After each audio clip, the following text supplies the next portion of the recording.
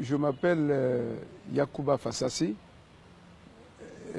docteur en économie des universités françaises Paris-Dauphine et américaine George Washington University.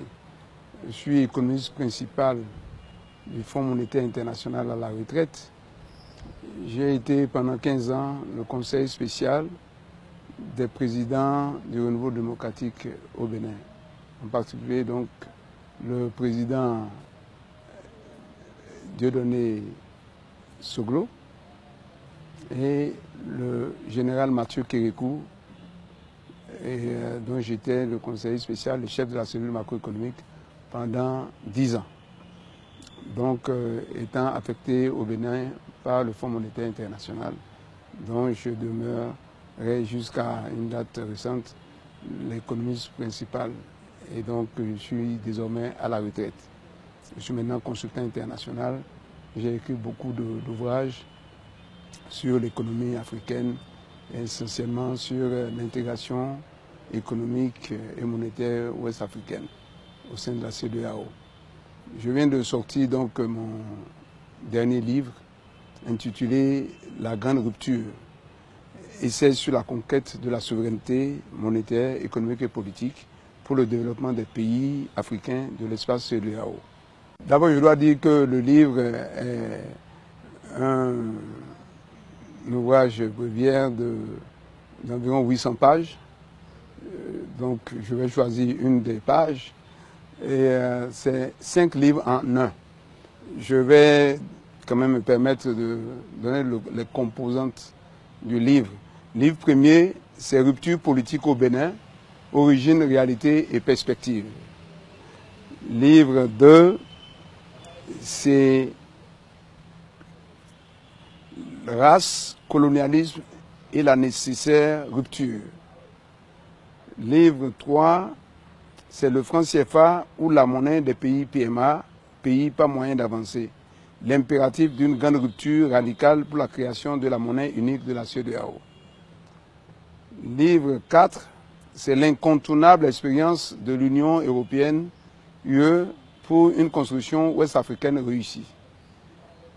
Livre 5, l'intégration régionale, économique et monétaire dans l'espace CEDEAO comme voie unique de sortie.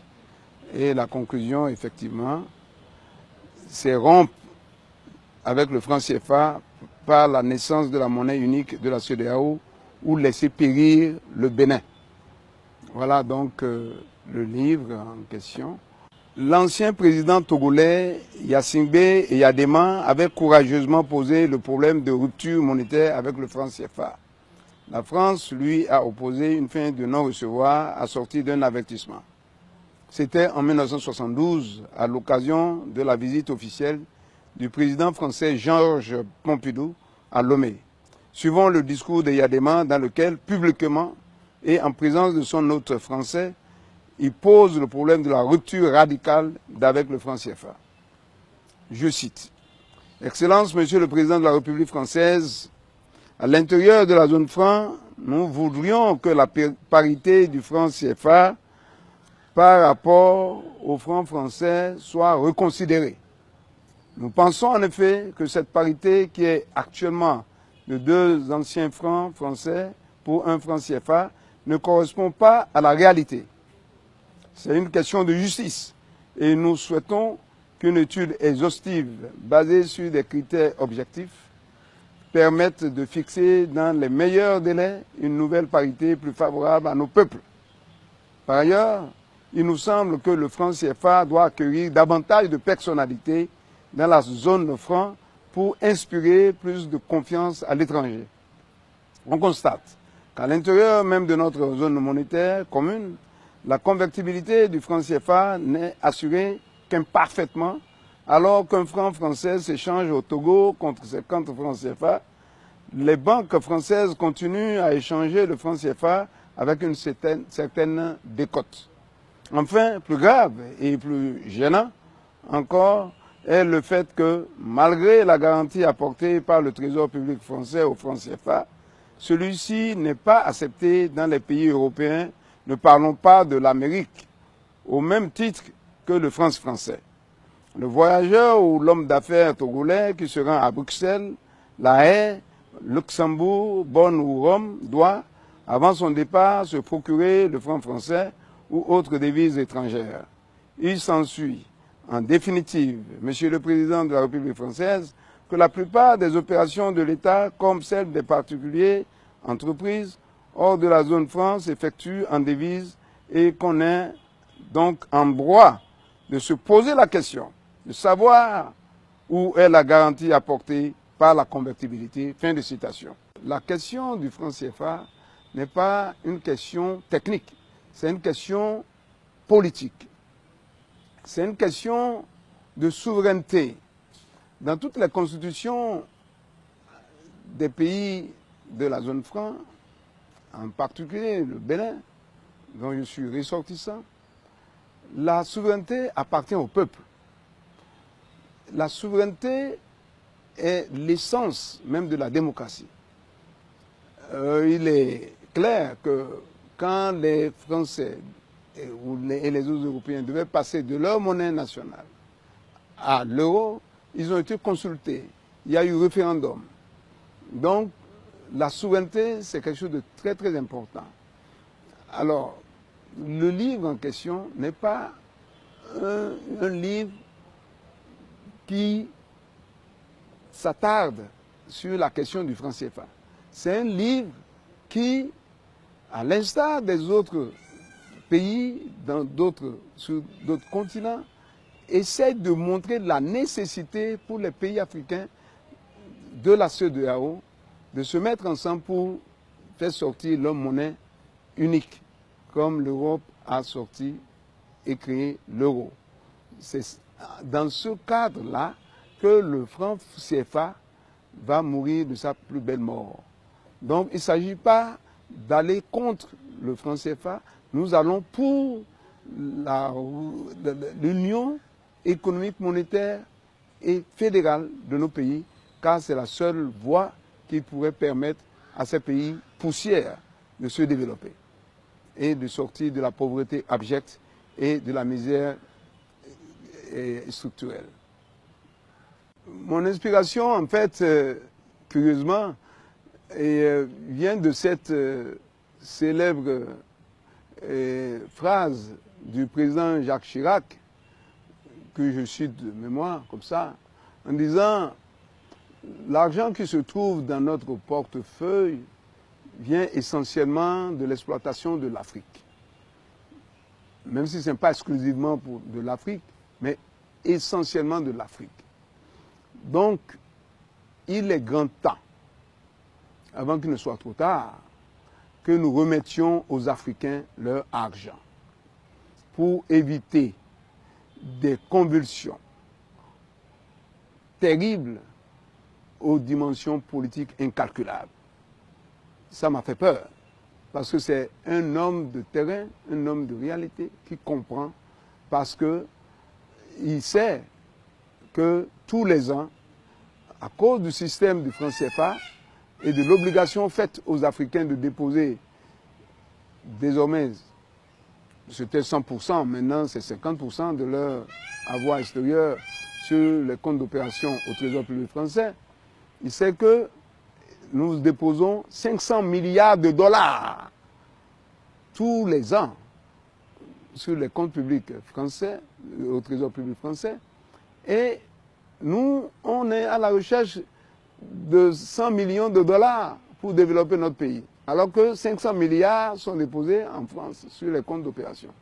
Donc, quand je vois autour de moi la misère ambiante, quand je vois la désolation, je vois la pauvreté, j'ai peur que la démocratie et tous les efforts que nous sommes en train de faire pour avancer dans le sens d'une société moderne en route vers le futur, ça risque d'être balayé un bon matin par la colère des populations qui sont les seules détentrices, n'est-ce pas, de la souveraineté. C'est justement cette phrase qui m'a fait peur.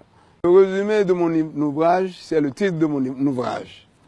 C'est un essai sur la conquête de la souveraineté monétaire, économique et politique pour le développement des pays africains de l'espace CEDEAO. C'est ça le résumé de mon ouvrage. Voilà. Donc, parce que c'est du dilatoire que de penser en termes de CFA, franc CFA. Non, on a dépassé.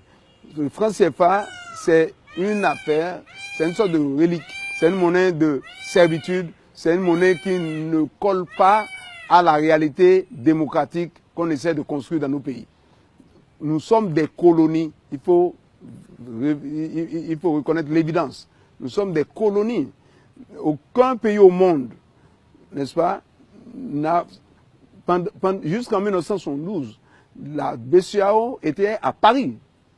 Des années, presque 20 ans après les indépendances, c'est comme ça. Le gouverneur de la BCEAO, jusqu'à une date récente, avant Abdoulaye Fadiga, était un Français. Tout le comité de direction de la BCEAO était des Français. Et le Français Julien était le gouverneur de la BCEAO. Mon message, c'est que je demande à tous nos dirigeants de ne pas créer dans notre zone franc CFA ce que je pourrais appeler un désert de courage, un désert de ténacité, un désert de clairvoyance. Ils doivent savoir qu'ils ont été élus par le peuple et que le peuple veut recouvrer sa souveraineté. Je demande donc aux dirigeants de d'avoir tout le courage. Ce n'est pas parce qu'il y a eu des événements passés où il y a eu des pères fouettards et autres qui ont terrorisé ou bien ont posé certains actes. On cite souvent le cas d'Olympio et autres qui ont tenté de sortir de la zone franc et qui ont refusé le franc CFA et qui ont eu des conséquences qu'on connaît. Il faut avoir le courage de savoir que si le peuple vous a élu, c'est pour sortir de la pauvreté. On ne peut pas sortir de la pauvreté si on est dans le franc CFA. Ce n'est pas possible. Donc, je demande aux députés, aux différents responsables au niveau des assemblées nationales de nos pays respectifs, de reprendre tous les accords uniques qui ont été signés pour revoir si c'est cohérent avec nos constitutions, les constitutions dans chacun des pays. Ils vont constater que certains accords, par exemple l'accord de Matignon, les accords de défense, sont même au-dessus de nos constitutions, alors que nos peuples n'ont jamais été consultés pour ces accords-là. Il faut dépoussiérer ces accords archaïques et remettre ça au goût du jour. Oh, je vais continuer de me battre pour que l'Afrique rayonne. Parce qu'avant la triste parenthèse coloniale, l'Afrique formait une zone monétaire optimale. Je l'ai démontré dans mon livre. Donc, on avait notre monnaie. On avait la monnaie Cori. Donc, il y a la zone Cori. Il y a la zone or, dans la zone des Ewe, Baoulé et autres. Et il y a des monnaies qui circulaient. Et la première inflation mondiale, c'était avec l'or de Mali, de Kankamoussa, son pèlerinage à la Mecque. Donc, on fait comme si on n'a jamais existé avant la colonisation. Et c'est pourquoi je dis c'est quelque chose d'extrêmement grave, cette déclaration de Dakar de l'ancien président Sarkozy qui dit que le malheur de l'Afrique, c'est que l'Afrique est entrée tard dans l'histoire. Je dis, il faudrait peut-être lui donner quelques copies des ouvrages de Cheikh Anta Diop et d'autres égyptologues qui ont bien prouvé que l'Afrique a toujours été et elle le sera encore plus après la triste fin très prochaine du franc CFA et la création de la monnaie unique ECO de l'Afrique de l'Ouest, de la CEDEAO.